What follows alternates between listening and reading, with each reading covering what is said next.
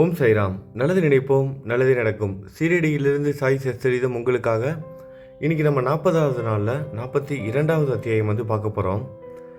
இவ்வுலக வாழ்க்கையின் பயத்தை குருவின் கிருபை என்ற ஒளி நீக்குவதை முந்தைய அத்தியாயத்தில் கொடுக்கப்பட்ட கதைகள் காண்பிக்கின்றன. முக்திக்கு வழிவகுக்கின்றன. நமது துன்பத்தை இன்பமாக மாற்றுகின்றன. சத்குருவின் பாதங்களை நாம் எப்பொழுதும் நினைத்து கொண்டிருப்போமே, ஆனால் நமது துன்பங்கள் ஒரு முடிவுக்கு வருகின்றன. மரணம் தனது கொடுமையை தளர்த்தி விடுகிறது. இவ்வுலக வாழ்வின் துயரங்கள் நீக்கப்படுகின்றன. எனவே தங்கள் நலத்தை விரும்புவோர் மனதை தூய்மைப்படுத்தும் சமர்த்த சாயியின் கதைகளை கேட்க வேண்டும். ஆரம்பத்தில் ஹேமந்த் பந்த் டாக்டர் பண்டிட்டின் வழிபாட்டையும் அவர் பாபாவின் நெற்றியில் 3 பட்டைகள் இட்டதை பற்றியும் கூறுகிறார். ஆனால் இது அத்தியாயம் 11 முன்பே கூறப்பட்டு விட்டதால் இவ்விடம் நீக்கப்பட்டு விட்டது. முன்பாகவே உணர்த்திய குறிப்பு. வாசகர்கள் இதுவரை பாபாவின் வாழ்க்கையை பற்றிய கதைகளை கேட்டார்கள். அவர்கள் தற்போது பாபாவின் மறைவை பற்றி கவனத்துடன் கேட்கட்டும். பாபாவுக்கு 1918 செப்டம்பர் 28 லேசான ஜுரம் கண்டது. ஜுரம் 2-3 நாட்கள் இருந்தது. பின்னர் பாபா உணவு சாப்பிடுவதை நிறுத்தி கொண்டார். இதனால் நாளுக்கு நாள் பலவீனமானார். 17வது நாளன்று, அதாவது 1918 அக்டோபர் 15 மாலை சுமார் 2:30 மணிக்கு பாபா தமது பூத உடலை நீர்த்தார். விவரங்களுக்கு தாதா சாஹேப் கபடேவுக்கு பேராசிரியர் நார்கேயின் 1918 நவம்பர் 5 எழுதப்பட்ட கடிதம் சாயிலீலா சஞ்சிகையில் பார்க்க. இதற்கு 2 ஆண்டுகளுக்கு முன்னர், அதாவது 1916 பாபா தாம் இயற்கை எய்துவதை பற்றிய குறிப்பு ஒன்றை கொடுத்தார். ஆனால் அதை அவர்கள் அப்போது புரிந்து கொள்ளவில்லை. பாபா தாம் முன்னாடியே சமாதி அடைவதை முன்னாடியே ஒரு குறிப்பு கொடுத்தாராம். 2 வருடத்திற்கு முன்னாடியே 1916 வருடமே ஒரு குறிப்பு கொடுத்தாராம். ஆனால் அதை யாரும் புரிஞ்சுக்கலையாம். விஜயதசமி அன்று, அதாவது தசரா மாலையில் மக்கள் ஷிமோலிங்கனிலிருந்து, அதாவது ஷிமோலிங்கன் என்பது கிராம எல்லையை தாண்டுதல், திரும்பி வரும்போது பாபா திடீரென்று கடுமையான கோப வேஷமடைந்து தமது தலையணை, கப்னி, லங்கோடு முதலியவைகளை எல்லாம் கழற்றி அவைகளை கிழித்து அவருக்கு முன்னால் உள்ள துணியில் எறிந்தார். இந்த சமர்ப்பணத்தை உண்டு துணியிலுள்ள தீ மிக்க ஒளியுடன் எரிந்து பிரகாசிக்க தொடங்கியது. பாபா முற்றிலும் நிர்வாணமான நிலையில் அங்கு நின்றார். நெருப்பை போன்ற சிவந்த கண்களுடன் எல்லோரையும் நோக்கி, பேர்வழிகளே, இப்போது என்னை எல்லோரும் நன்றாக பார்த்து நான் ஒரு ஹிந்துவா அல்லது முஸ்லிமா என்பதை தீர்மானியுங்கள் என்று உரக்க கூவினார். எல்லோரும் பயத்தால் நடுநடுங்கி கொண்டிருந்தனர். ஒருவருக்கும் பாபாவிடம் நெருங்க தைரியம் இல்லை. கொஞ்ச நேரத்திற்கு பின் பாபாவின் தொழுநோய் அடியவரான பாகோஜி ஷிண்டே தைரியத்துடன் அருகில் சென்று லங்கோடை கட்டிவிடும் முயற்சியில் வெற்றி பெற்றார். பாபா, என்ன இதெல்லாம், இன்றைக்கு சிமோலிங்கன் தசரா விடுமுறை என்றார். பாபா தமது சட்காவை தரையில் அடித்து, இது என்னுடைய சிமோலிங்கன் என்றார். இரவு 11 மணி வரை சாந்தமடையவில்லை. அன்றிரவு சாவடி ஊர்வலம் நடக்குமா என்று அனைவரும் ஐயம் அடைந்தனர். 1 மணி நேரத்திற்கு பின் பாபா தமது சாதாரண நிலைக்கு திரும்பினார். வழக்கம் போல் உடையணிந்து கொண்டு முன்னமே விளக்கப்பட்ட விதமாக சாவடி ஊர்வலத்தில் பங்கு கொண்டார். இந்த நிகழ்ச்சியின் மூலம் தசராவே தமது வாழ்வின் எல்லையை கடப்பதற்குரிய சமயம் என்ற கருத்தை அவர் தெரிவித்தார். ஆனால் ஒருவரும் அதன் பொருளை புரிந்து கொள்ளவில்லை. மற்றும் ஒரு குறிப்பாலும் பாபா இதனை உணர்த்தினார். அது பின்வருமாறு. இது மட்டும் இல்லாமல் இன்னொரு குறிப்பாலையும் பாபா உணர்த்தியிருக்காரு. அதை தான் இப்போ நம்ம பார்க்க போகிறோம். ராமச்சந்திர தாத்தியா பாட்டீல்களின் மரணத்தை தவிர்த்தல். இதற்கு சில நாட்களுக்கு பின்னர் ராமச்சந்திரா பாட்டீலுக்கு தீவிரமான காய்ச்சல் கண்டது. அவர் பெரிதும் துன்பம் அடைந்தார். அவர் எல்லாவித சிகிச்சைகளையும் கையாண்டு குணமேதும் காணாமல் தமது வாழ்வில் வெறுப்படைந்து கடைசி வினாடிக்காக காத்து கொண்டு இருந்தார். பின்னர் ஒரு நாள் நள்ளிரவு பாபா திடீரென்று அவரது தலையணை அருகில் நின்றார். பாட்டில் பாபாவின் பாதங்களை பிடித்து கொண்டு, வாழ்க்கையின் எல்லாவித நம்பிக்கைகளையும் நான் இழந்து விட்டேன். நான் எப்போது சாவேன் என்று எனக்கு உறுதியாக கூறுங்கள் என்றார். கருணையுள்ள பாபா, கவலைப்படாதே, உனது ஹூண்டி அதாவது மரண ஓலை வாபஸ் பெற்றுக்கொள்ளப்பட்டுவிட்டது. நீ விரைவில் குணமாவாய். ஆனால் தாத்தியா பாட்டீலை குறித்து நான் கவலைப்படுகிறேன். அவன் சக வருடம் 1840 அதாவது 1918 விஜயதசமி அன்று மரணம் அடைவான். யாருக்கும் இதை வெளியிட்டு விடாதே. அவனுக்கும் இதை சொல்லாதே. ஏனென்றால் அவன் பயங்கரமான அளவுக்கு பீதியடைவான் என்றார். ராமச்சந்திர தாதா சுகமடைந்தார். ஆனால் தாத்தியாவின் வாழ்வை பற்றி அவர் நடுக்கமுற்றார். ஏனெனில் பாபாவின் மொழிகள் மாற்ற இயலாதவை என்பதாலும் 2 ஆண்டுகளில் தாத்தியா மரணமடைவார் என்பதை குறித்துமே பாலா ஷிம்பி அதாவது தையல்காரர் என்பவரை தவிர வேறு ஒருவரிடமும் இக்குறிப்பை கூறாமல் இரகசியமாக வைத்து இருந்தார். ராமச்சந்திர தாதா, பாலா ஷிம்பி என்ற இவ்விரண்டு பேர் மட்டும் தாத்தியாவின் உயிரை பற்றி என்ன ஆகுமோ என்று பயந்து கொண்டு இருந்தனர். ராமச்சந்திர தாதா படுக்கையை விட்டு நீங்கி நடமாடத் தொடங்கினார்.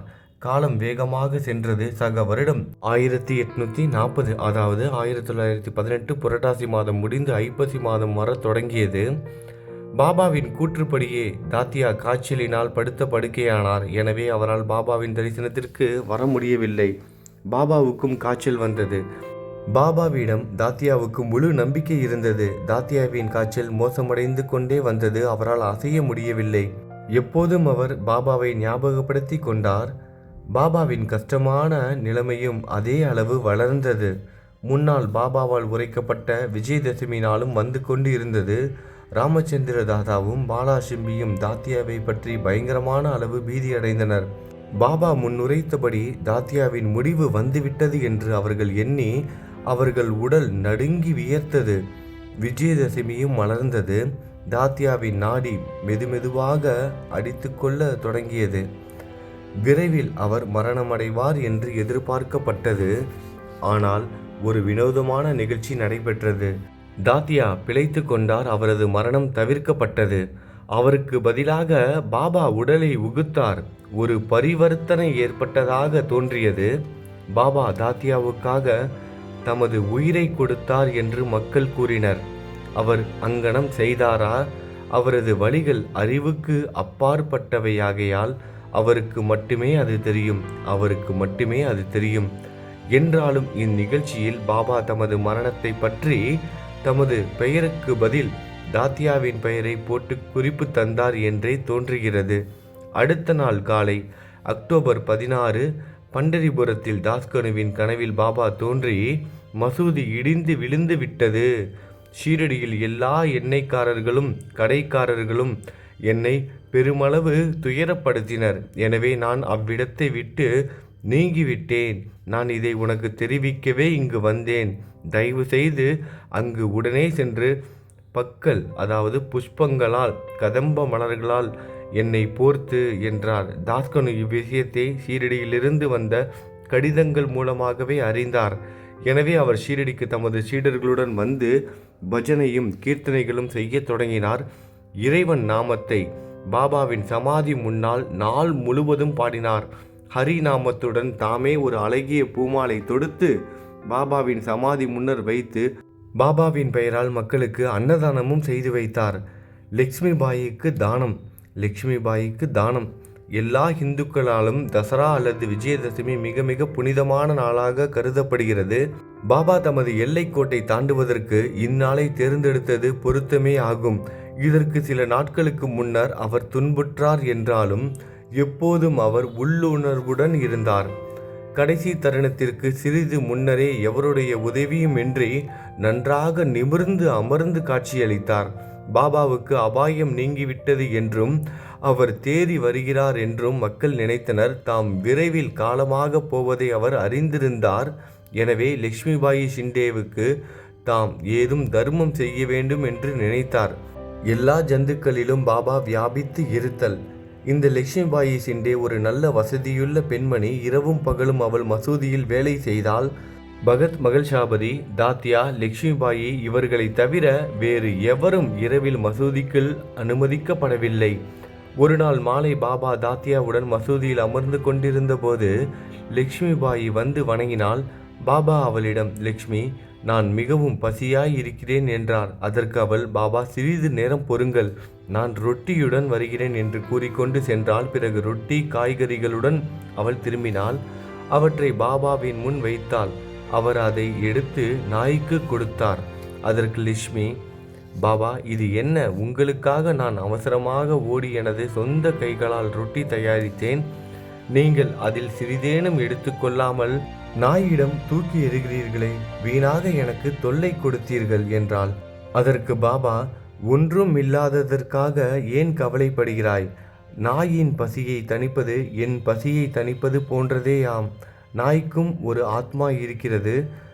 ஜந்துக்கள் வெவ்வேறாக இருப்பினும், சில பேசினும் சில ஊமையாக இருப்பினும், அவைகள் யாவற்றும் உடைய பசியும் ஒன்றே ஆகும். பசியாய் இருப்போருக்கு உணவு அளிப்பவன் உண்மையிலேயே எனக்கு உணவை பரிமாறுகிறான் என்று நிச்சயமாக அறிந்து கொள்வாயாக. இதை ஒரு ஆதார நியதியாக கருது என்று பதிலளித்தார். இது ஒரு சாதாரண சிறிய நிகழ்ச்சிதான். ஆனால் ஒரு மிக பெரும் ஆன்மீக உண்மையை பாபா அதன் மூலம் முன்னிலைக்கு கொணர்ந்து காட்டினார். தினசரி வாழ்வில் அதை நடைமுறைக்கு கொண்டு வருதலை எவருடைய உணர்ச்சியும் துன்புறுத்தாத முறையில் எடுத்து காட்டினார். இத்தருணத்திலிருந்து லட்சுமிபாயி அவருக்கு தினந்தோறும் பாலையும் ரொட்டியும் அன்புடன் பக்தியுடனும் அளித்து வந்தால், பாபா அதை ஏற்றுக்கொண்டு பசி தணியும் வரை உண்டார். அதில் ஒரு சிறு பகுதியை அவர் ராதாகிருஷ்ணமாயிக்கு லட்சுமிபாயிடமே கொடுத்து அனுப்புவார். அவளும் பாபாவின் மீதியான பிரசாதத்தை ஓப்புடன் மகிழ்ச்சியுடன் உண்டாள். இந்த ரொட்டி கதையை ஒரு சம்பந்தமில்லாத விஷயமாக கருதக்கூடாது. அது எங்கனம் சாய்பாபா எல்லா ஜீவராசிகளிடமும் வியாபித்து ஊடுருவி இருக்கிறார் என்றும் அவைகளை கடந்தும் இருக்கிறார் என்றும் காட்டுகிறது. அவர் சர்வ வியாபி, பிறப்பற்றவர், இறப்பற்றவர், அழிவற்றவர். பாபா லட்சுமியின் சேவையை நினைவு கூர்ந்தார். அவளை எங்கனம் அவர் மறக்க முடியும்? உடம்பை விட்டு நீங்குவதற்கு முன் தமது கையை பைகளில் போட்டு ஒருமுறை 5 ரூபாயும் மீண்டும் 4 ரூபாயும் மொத்தத்தில் 9 ரூபாய் கொடுத்தார். 9 என்ற எண் 21ஆம் அத்தியாயத்தில் விவரிக்கப்பட்ட நவவித பக்தியை பற்றி குறிப்பிடுகிறது. லட்சுமிபாயி ஒரு வசதியான பெண்மணி. எனவே பாபா அவளுக்கு குறிப்பால் உணர்த்தி நல்ல அடியோர்களுக்கு வேண்டிய 9 வித குணங்களை சொல்லியிருக்கலாம். பாகவதத்தில் 11வது காண்டத்தில் 10வது அத்தியாயத்தில் 6வது பாடலில் 1வது 2வது செய்யுளில் முறையே முதல் 5 குணங்களும் பின் 4 குணங்களும் கூறப்பட்டு உள்ளன. பாபாவும் அத்தகைய ஒழுங்கை பற்றி முதலில் 5 ரூபாயும் பின்னர் 4 ரூபாயும் மொத்தத்தில் 9 ரூபாய் அளித்தார். அப்போது மாத்திரமல்ல, பல முறை லட்சுமிபாயின் பைகளில் 9 ரூபாய் சென்றிருக்கிறது. ஆனால் பாபாவின் இந்த 9ஐ எப்போதும் அவள் நினைவில் கொண்டிருப்பாள். கவனமானவரும் எப்போதும் ஜாக்கிரதையானவருமான பாபா தமது கடைசி தருணத்தில் மற்ற முன் ஏற்பாடுகளையும் செய்தார். தமது அடியவர்களுடைய அன்பாலும் பாசத்தாலும் சிக்கிக்கொள்ளாதபடி அல்லது பிணிக்கப்படாதபடி அவர்கள் எல்லோரையும் நீங்க சொல்லி ஆணையிட்டார். காகா சாஹேப் தீக்ஷித்தும் பாபா சாஹேப் பூட்டியும் பாபாவிடம் கவலையுடன் காத்திருந்தனர். ஆனால் பாபா அவர்களை வாதாவுக்கு போய் உணவுக்கு பின் வரும்படி கூறினார். பாபாவின் சந்திதானத்தை விட்டு அவர்களால் நீங்க முடியவில்லை. எனினும் பாபாவுக்கு கீழ்ப்படியாமலும் இருக்க முடியவில்லை. எனவே அவர்கள் சுமை நிறைந்த மனதுடன் வாதாவிற்கு சென்றனர். பாபாவின் நிலை மிகவும் மோசமாகியுள்ளது என்பதை அவர்கள் அறிவார்களாவதால் அவரை அவர்களால் மறக்க முடியவில்லை. உணவுக்காக அமர்ந்தாலும் அவர்கள் மனம் எங்கேயோ இருந்தது. அது பாபாவுடன் இருந்தது. அவர்கள் சாப்பிட்டு முடிக்கும் முன்பாக பாபா பூத உடலை நீத்திவிட்டார் என்ற செய்தி வந்தது. உடனே தங்கள் உணவை விட்டுவிட்டு மசூதிக்கு ஓடினார்கள். பாயாஜி கோத்தையின் மடியில் இறுதியாக படுத்திருந்ததை கண்டார்கள். அவர் தரையில் விழவில்லை. தமது படுக்கையிலும் அவர் படுத்திருக்கவில்லை. ஆனால் அமைதியாக தமது இருக்கையில் அமர்ந்து கொண்டே தமது சொந்த கைகளால் தர்மம் செய்து கொண்டே தமது பூத உடலை நீர்த்தார். ஞானிகள் ஒரு குறிப்பான காரணத்துடன் இந்த உலகிற்கு வருகை தருகிறார்கள். அது நிறைவேறிய பின் அவர்கள் வந்த மாதிரியாகவே அமைதியாகவும் எளிதாகவும் இயற்கை எய்துகிறார்கள். ஸ்ரீ சாயியை பணிக. அனைவருக்கும் சாந்தி நிலவட்டும். ஓம் சாய்ராம். நல்லது நினைப்போம், நல்லது நடக்கும். ஓம் சாய்ராம்.